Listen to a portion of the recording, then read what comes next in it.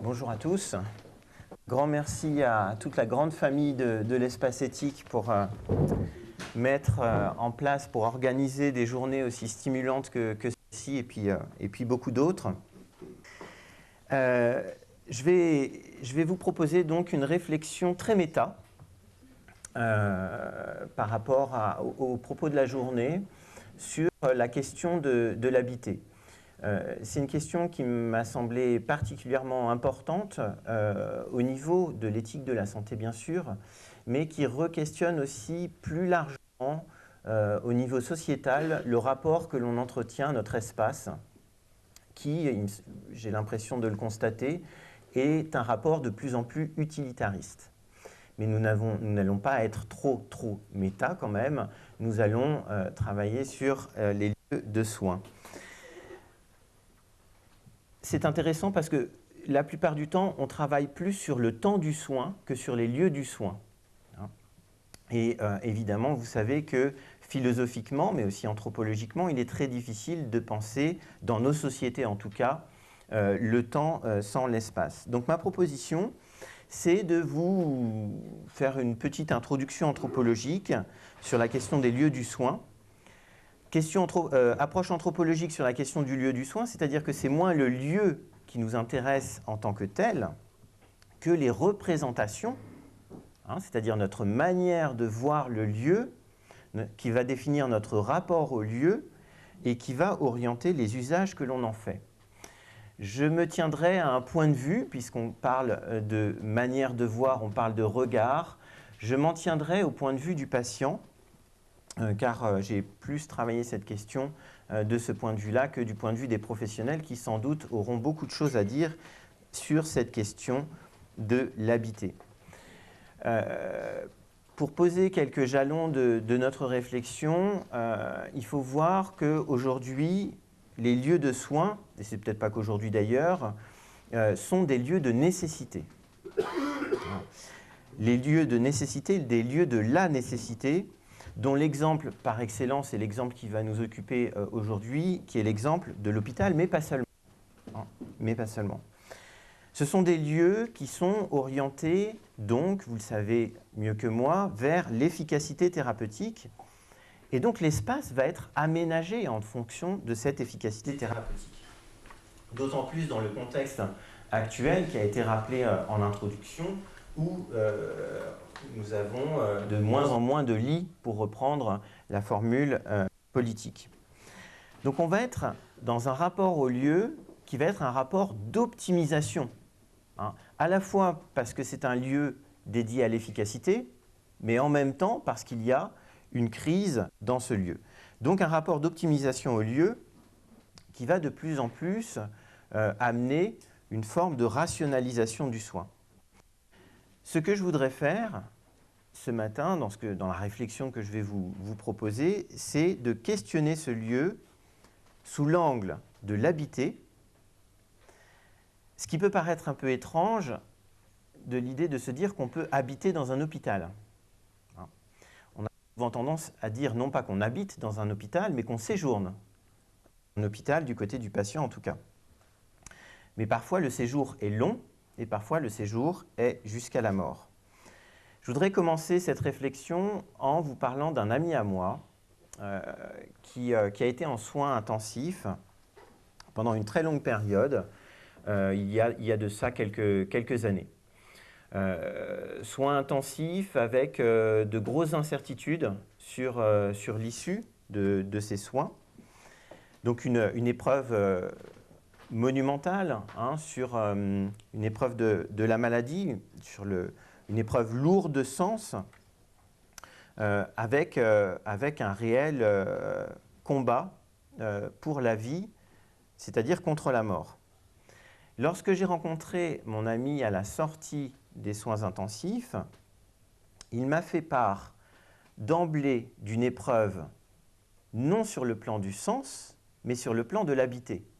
Il m'a non pas parlé du combat qu'il avait mené contre la maladie, mais il m'a parlé du lieu où il avait séjourné. Comment a-t-il vécu ce séjour en soins intensifs? Il m'a parlé beaucoup de ce qu'il avait ressenti, de sensation d'oppression, sensation d'étouffement, la difficulté de se savoir observer, la difficulté de soutenir le blanc hygiénique, que j'appellerais hygiénique, l'impossibilité de fixer son regard sur quelque chose de reposant. Et la chose la plus étonnante, il a beaucoup souffert de ne pas avoir eu avec lui des objets personnels. Alors il pouvait faire passer des livres, etc. Ça, ce sont des objets qui nous permettent de passer le temps. Ce ne sont pas toujours des objets personnels.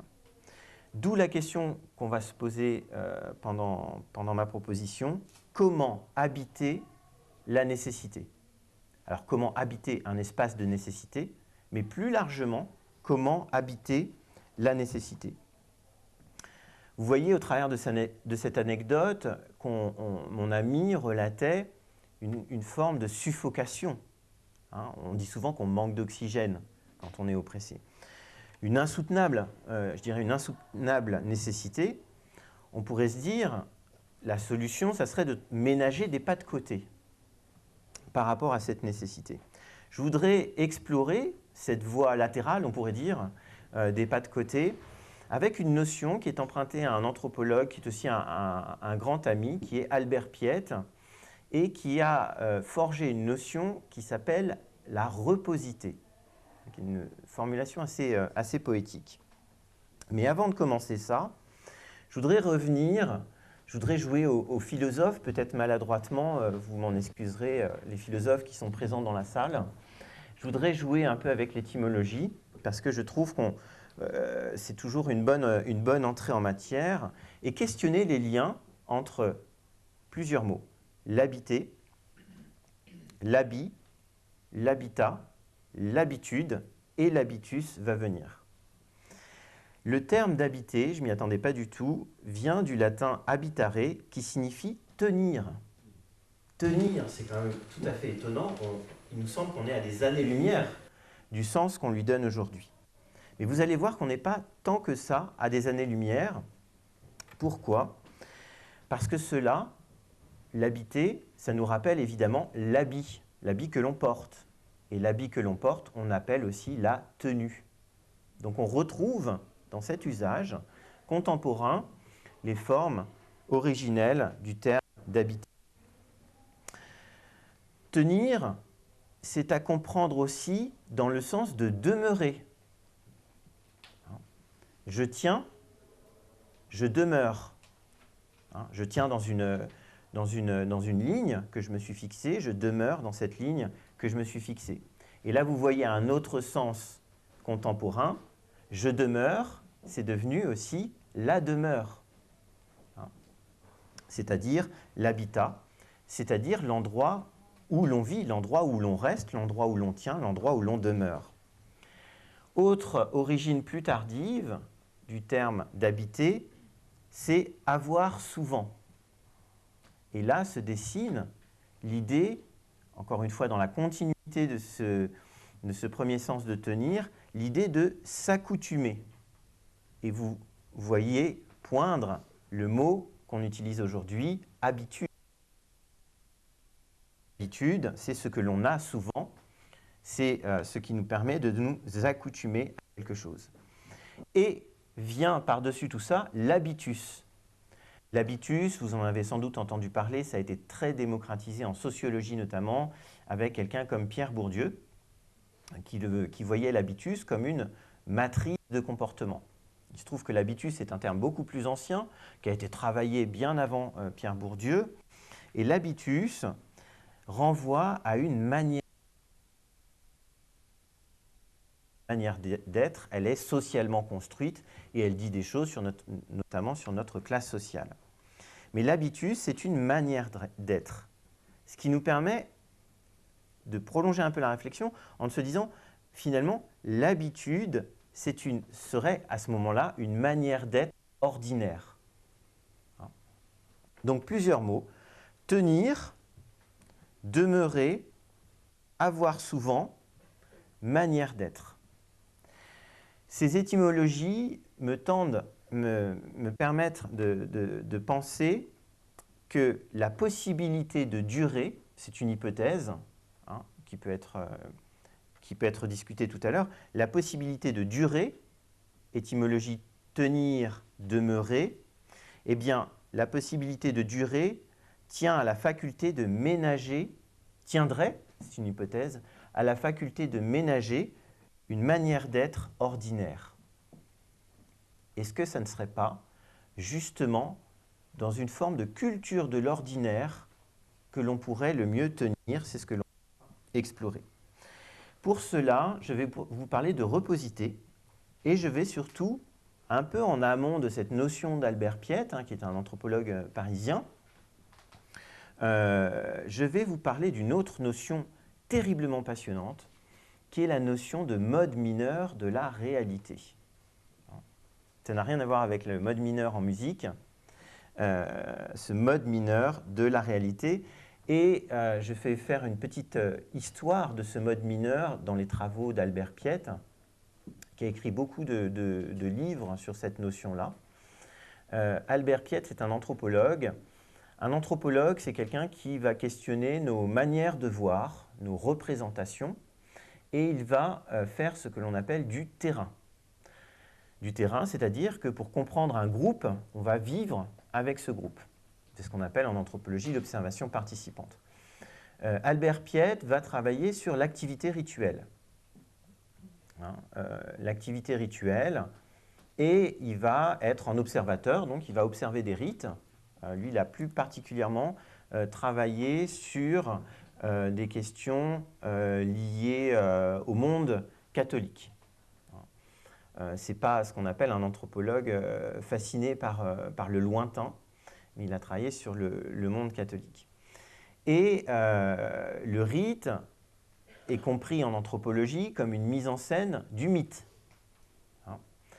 Les acteurs rituels vont avoir une forme de protocole, on pourrait dire, rituel. Ils vont ne pas faire n'importe quel geste à n'importe quel moment, ni dire n'importe quelle parole à n'importe quel moment.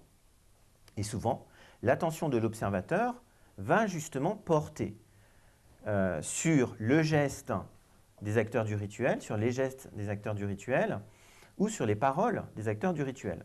Il dit telle chose à tel moment, parce que dans l'ordre du mythe, ça va signifier telle chose. Donc Albert Piette regarde ça, et puis il se dit, mais finalement, j'apprends des choses sur le rite, j'apprends pas des choses sur l'expérience des personnes que j'observe.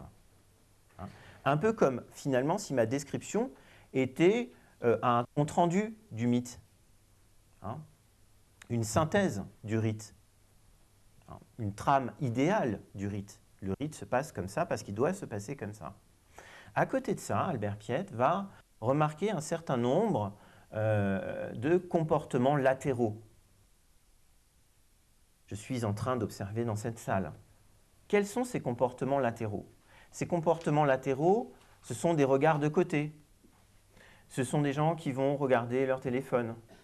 Ce sont des bâillements. Ce sont des petites discussions périphériques qui ne sont pas compréhensibles, qui ne sont pas significatives par rapport au contexte rituel, mais qui disent malgré tout la manière dont des gens qui y participent, dont des gens qui y croient, vont vivre le contexte rituel.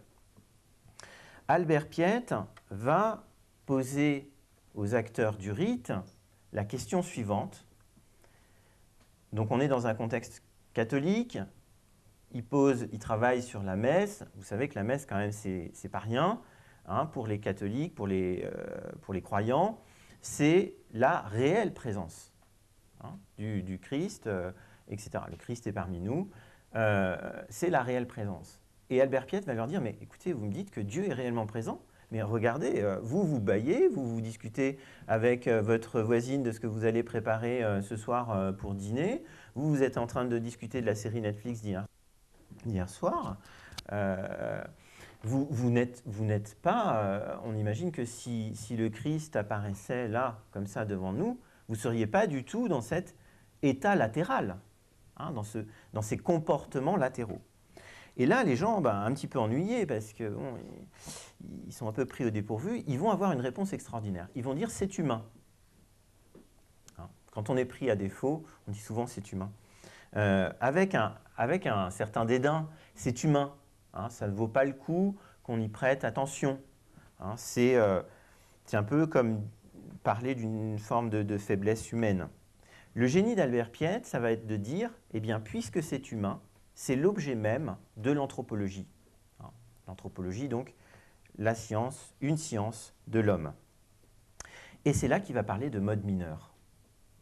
C'est-à-dire que, en fait, quand nous traversons une situation, quelle qu'elle soit, nous ne sommes jamais à 100% dans cette situation. Nous sommes toujours là et un peu en décalage. Hein. Même si la situation est importante, même si on est dans l'épreuve, même si elle est peut-être, sauf si elle est dramatique malgré tout. Donc il va y avoir un décalage, en fait, entre le sens que l'humain prête à la situation qu'il traverse et son comportement. Rappelez-vous l'exemple de la messe, je trouve assez révélateur. Dieu est présent et en même temps, je discute de ma série Netflix. Parce qu'il y a des moments quand même de longueur. Hein. Le sens a beau être dense, on va toujours avoir une certaine forme de distance vis-à-vis des énoncés de sens. Je vais vous lire une anecdote de Paul Veyne sur ces questions à la croyance. Vous allez voir, ça va nous permettre de reposer la question de l'habiter à l'hôpital. Paul Veyne nous dit « Je ne sais où j'ai lu ou rêvé l'histoire d'un jeune ethnographe parti étudier une tribu qui croyait, disait-on, que le monde s'écroulerait si les prêtres laissaient s'éteindre le feu sacré. C'est le propre du rite, ça, hein, garder l'ordre du monde. Il supposait que les prêtres étaient aussi angoissés que s'ils retenaient le détonateur d'une bombe atomique. Admis à jeter un coup d'œil dans le temple du feu, il aperçut de paisibles ecclésiastiques qui s'acquittaient d'une tâche de routine et, Paul Veyne de conclure, la réalité est rarement emphatique. La question, c'est est-ce que ces prêtres pourraient vivre s'ils avaient conscience d'avoir le détonateur d'une bombe atomique quotidiennement dans les mains? La réponse, c'est certainement non. Donc ce c'est humain nous dit quoi? Ce c'est humain nous dit une certaine souplesse, une certaine manière d'être, on retrouve l'habitus, une certaine manière d'être là qui n'est jamais en parfaite coïncidence avec la signification que l'on donne à notre manière d'être là. L'homme n'est jamais pleinement absorbé dans des enjeux de sens. Il n'est jamais totalement, dans une connotation totalitaire, il n'est jamais totalement là, mais il est toujours un peu en décalage. Il est à la fois présent et absent. Si vous voulez, ce c'est humain, c'est un peu ce que Bergson appelait, avec une belle formule poétique, la souplesse intérieure de la vie. La souplesse intérieure de la vie. Comment l'homme est-il présent aux situations qu'il rencontre sur un mode mineur? Ce qui caractérise l'humain, c'est son approche minimale du monde. Albert Piette va profondément explorer cette question du mode mineur pour y voir là une spécificité du comportement humain. Hein, en disant, l'animal, lui, va être toujours pleinement engagé dans la situation qu'il rencontre, ce qui a des résonances avec notre singularité de pouvoir nous abstraire. Hein, mais on ne va pas trop rentrer dans le détail. J'en viens à la reposité, ce joli terme de reposité. L'homme n'est donc jamais pleinement là, entièrement à la situation, totalement identifié aux enjeux de sens qui s'y déroulent. La reposité vient justement signifier cette espèce de présence amortie. C'est métaphorique, mais je trouve que le terme d'amortissement dit bien cette souplesse dont parlait Bergson. Hein. Une espèce de présence amortie à la situation que nous traversons. Piette va nous dire, au pire du conflit, de l'étrangeté, de l'angoisse, de la rupture, les hommes peuvent, doivent trouver des formes de repos. Et ils les trouvent pour continuer, et ils les trouvent pour survivre. On a souvent l'impression que le repos serait l'antithèse, enfin, pardon, pas l'antithèse, le contraire absolu de la survie. Hein. Eh bien, nous, là, Albert Piette nous dit, c'est la condition de la survie. Et là, on retrouve ce que je vous disais sur l'habiter. L'habiter, c'est tenir, c'est pour tenir, c'est pour demeurer. La reposité, c'est un lieu de respiration. Pourquoi? Parce que c'est un lieu qui introduit de la latéralité. C'est un lieu qui introduit de la distance. C'est un lieu qui introduit de la légèreté par rapport à un contexte de sens qui peut être saturant. Ce contexte de sens étant, dans les lieux que nous essayons de penser, souvent des contextes preuves. La capacité à la reposité, pour Piette, permet aussi à l'homme de continuer à vivre, plus ou moins légèrement, de continuer à vivre en ayant la conscience de sa propre mort, en ayant la conscience de sa propre finitude. Tenir, encore une fois, c'est le tenir de l'habiter. Nous ne sommes pas, comment dire, foudroyés par la pensée de notre mort plus ou moins prochaine. Et pour Piette, si nous ne sommes pas foudroyés, c'est parce que nous avons une conscience minimale sur le plan du mode mineur de cette finitude. Et ce qui est étonnant, c'est que même dans les situations les plus tragiques, les plus lourdes de sens, l'homme va avoir cette capacité de s'abstraire. Et là, quand on s'intéresse un peu notamment à la littérature des camps de concentration ou du goulag, on s'en rend compte très vite. Vous lisez L'archipel du goulag de Solzhenitsyn. Solzhenitsyn va évidemment parler de choses extrêmement violentes, extrêmement dures, extrêmement éprouvantes, mais il va aussi parler des nombreuses parties de cartes que les prisonniers font au goulag. Hein. C'est quand même tout à fait étonnant de réussir à trouver ce qu'on serait tenté de voir comme étant de la distraction dans un contexte aussi saturant au niveau du que celui du goulag. Il y a une anecdote aussi chez Primo Levi qui est très intéressante, qui est l'anecdote de la cravate. Je ne sais pas si vous en avez entendu parler. Primo Levi nous parle, donc dans Si c'est un homme, je ne sais plus si c'est dans Si c'est un homme ou si c'est dans ses conférences. Il nous parle d'un prisonnier qui, tous les matins, mimait son nœud de cravate. Alors évidemment, il n'avait pas de cravate, il avait la tenue des personnes, des prisonniers des camps de concentration, hein, donc, que vous connaissez bien. Mais il allait devant les lavabos, sans glace, et il mimait le nœud de cravate. On pourrait se dire, mais il est complètement fou. En fait, ça y est, il est passé de l'autre côté. Hein. Et en fait, Primo Levi va nous dire, mais non, il n'est pas fou. C'est une manière, encore une fois, d'amortir le sens écrasant des situations qu'il traverse.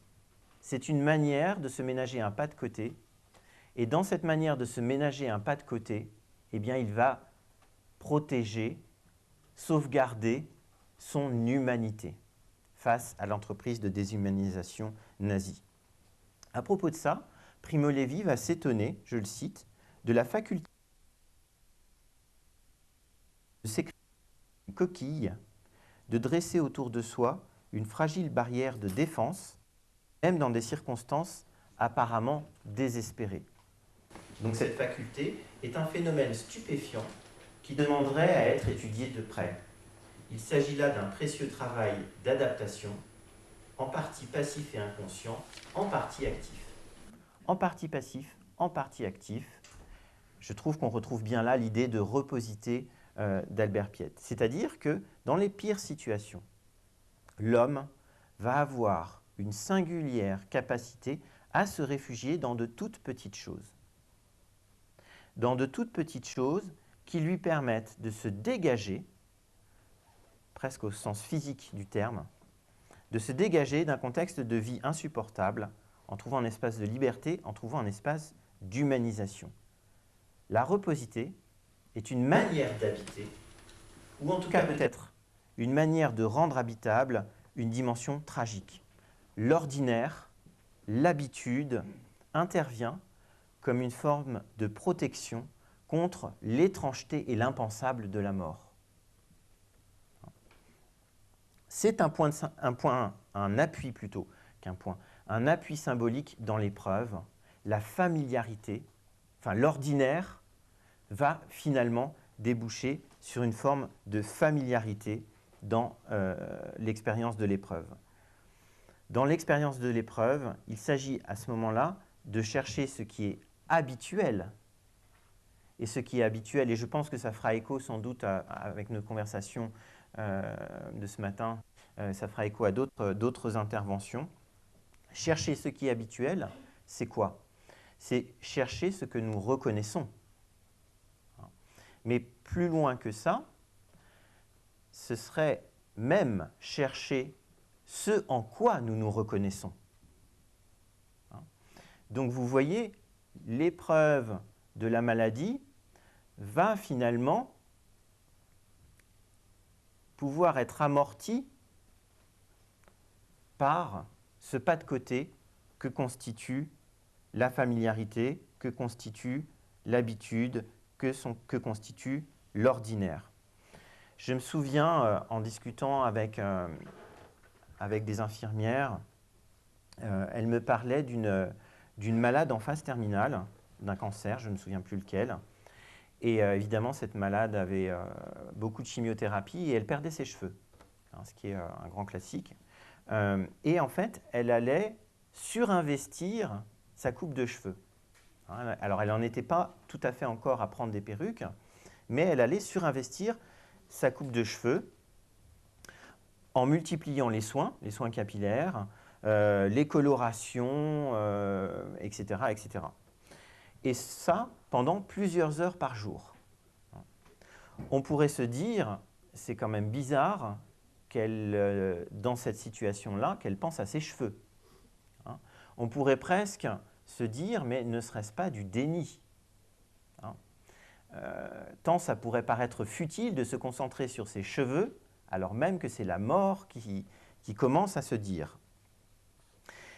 Eh bien, justement, ça n'est pas du déni, parce que cette personne avait finalement trop bien en vue l'ensemble de sa situation. Elle ne connaissait que trop bien la signification de cette perte de cheveux. Mais cette attention à la chevelure vient dire quoi? Elle vient dire que son vécu ne se circonscrit pas à la maladie. Là, je ne vous apprends rien, je pense. Ce surinvestissement de sa coiffe, c'est un surinvestissement de l'identité. Donc, qu'est-ce qu'on voit là encore une fois? On voit de l'habitude, du non-accaparement, une distanciation possible avec l'épreuve qui permet finalement une certaine souplesse, une certaine respiration intérieure. Autre anecdote qui me vient de quelqu'un que vous connaissez sans doute, qui est Laure Marmillou, infirmière en soins palliatifs, philosophe, et elle a aussi beaucoup écrit sur ces questions-là. Et elle écrivait dans un ouvrage qu'on faisait ensemble l'histoire d'un jeune homme qui avait mené un très long combat contre son cancer et qui avait des douleurs chroniques extrêmement fortes, tout à fait exténuantes. Et il était de plus en plus assisté pour tous les gestes de sa vie. J'ai bientôt fini. Pour tous les gestes de sa vie. Il ne pouvait plus rien avaler, etc., etc. Un jour, il est installé sur sa chaise percée. L'infirmière Laure Marmillou est là. Et cette infirmière vient de lui servir un verre de menthe, de sirop à la menthe. Et ce verre de sirop à la menthe, il allait le vomir dans les 30 secondes qui suivaient. Seulement quand il a pris ce verre de sirop à la menthe, il a dit à l'infirmière « Et vous, est-ce que vous voulez un verre ?» Je vous cite les propos de l'infirmière, enfin le témoignage de l'infirmière. Face à cette question un peu déconcertante, elle était prête à lui tendre le haricot pour le vomi. Et lui dit « Mais est-ce que vous voulez un verre ?» Elle écrit « J'étais encore tout à l'inconfort de devoir l'aider au lieu de l'intimité et de réactiver le sentiment exacerbé de dépendance. Après l'effet de surprise dissimulé, j'ai acquiescé dans un sentiment intérieur de reconnaissance. Il avait besoin de se décaler du rôle de malade que l'on aide et me demandait de me décaler moi-même, sous-entendu donc de son rôle d'infirmière. Je suis allé chercher un gobelet et j'ai goûté son sirop de menthe bio, assise à côté de lui. Lui sur la chaise percée, moi sur un tabouret. Nous avons commenté la saveur de ce sirop. L'espace d'un moment, ce partage qui recréait de l'égalité s'est imposé comme prioritaire sur le reste. On est dans un contexte où la présence de l'autre est difficilement soutenable, parce qu'on est dans un contexte d'intimité. Il va y avoir du coup un pas de côté par rapport encore une fois à la nécessité. Et ce pas de côté va se faire par de la familiarité avec ce personnel soignant qui, l'espace d'un instant, va être autre chose que du personnel soignant. Pour conclure et revenir à notre question de l'habité, l'habitude, il ne faut pas négliger cette habitude. On est dans une époque où on entend souvent « il faut sortir de sa zone de confort ». J'ai absolument horreur de cette expression, sortir de sa zone de confort, qui est souvent mise en avant par des gens qui sont dans un très grand confort. Non, peut-être parfois il faut aussi savoir revenir à cette zone de confort. Et cette zone de confort, elle passe aussi par de l'ordinaire. Parce que l'ordinaire, évidemment, je ne vous apprends rien en vous disant que l'ordinaire, ce sont des repères. L'habitude, c'est une manière, dans le tragique, d'habiter la nécessité.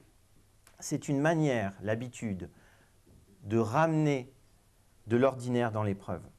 Il y a une chose qui est importante et qui fait écho un peu à ce qu'on se disait à l'instant, Fabienne, à laquelle je pense maintenant. Les bouquets de fleurs dans les chambres de malades, ce n'est pas de la décoration, les bouquets de fleurs.